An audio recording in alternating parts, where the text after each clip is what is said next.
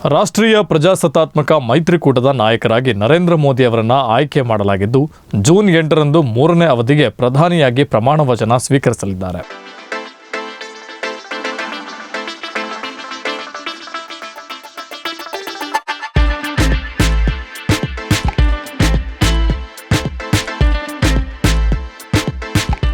ಫಲಿತಾಂಶ ಪ್ರಕಟವಾದ ಹಿನ್ನೆಲೆಯಲ್ಲಿ ನಿನ್ನೆ ಸಂಜೆ ದೆಹಲಿಯಲ್ಲಿ ಎನ್ಡಿಎ ಒಕ್ಕೂಟದ ನಾಯಕರ ಸಭೆ ನಡೆಸಿದ್ದು, 18ನೇ ಅವಧಿಗೆ ಸರ್ಕಾರ ರಚನೆ ಮಾಡುವ ಬಗ್ಗೆ ಚರ್ಚಿಸಲಾಯಿತು. ಬಳಿಕ ನರೇಂದ್ರ ಮೋದಿ ಅವರನ್ನು ಮೈತ್ರಿಕೂಟದ ನಾಯಕರನ್ನಾಗಿ ಔಪಚಾರಿಕವಾಗಿ ಆಯ್ಕೆ ಮಾಡಲಾಯಿತು.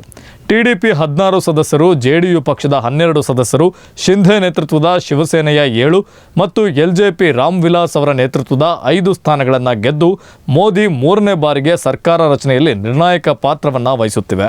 ರಾಷ್ಟ್ರೀಯ ಪ್ರಜಾಸತ್ತಾತ್ಮಕ ಮೈತ್ರಿಕೂಟ ಅರ್ಥಾತ್ ಎನ್ಡಿಎ ನಾಯಕರು ಔಪಚಾರಿಕವಾಗಿ ಮೋದಿಯವರ ನಾಯಕತ್ವವನ್ನು ಬೆಂಬಲಿಸಿದ್ದು, ಬಿಜೆಪಿ ನೇತೃತ್ವದಲ್ಲಿ ಸರ್ಕಾರ ರಚನೆಗೆ ಬೆಂಬಲ ಪತ್ರ ನೀಡಿವೆ. ಮೋದಿ ಅವರು ಜೂನ್ 7ರಂದು ಸಂಜೆ 5ಕ್ಕೆ ರಾಷ್ಟ್ರಪತಿ ಭವನಕ್ಕೆ ತೆರಳಿ ರಾಷ್ಟ್ರಪತಿ ದ್ರೌಪದಿ ಮುರ್ಮು ಅವರನ್ನು ಭೇಟಿ ಮಾಡಿ ಸರ್ಕಾರ ರಚನೆಗೆ ಹಕ್ಕು ಮಂಡಿಸಲಿದ್ದಾರೆ. ಮೋದಿ ಅವರಿಗೆ ಎನ್ಡಿಎ ನಾಯಕರು ಸಾಥ್ ನೀಡಲಿದ್ದಾರೆ ಎಂದು ತಿಳಿದು ಬಂದಿದೆ.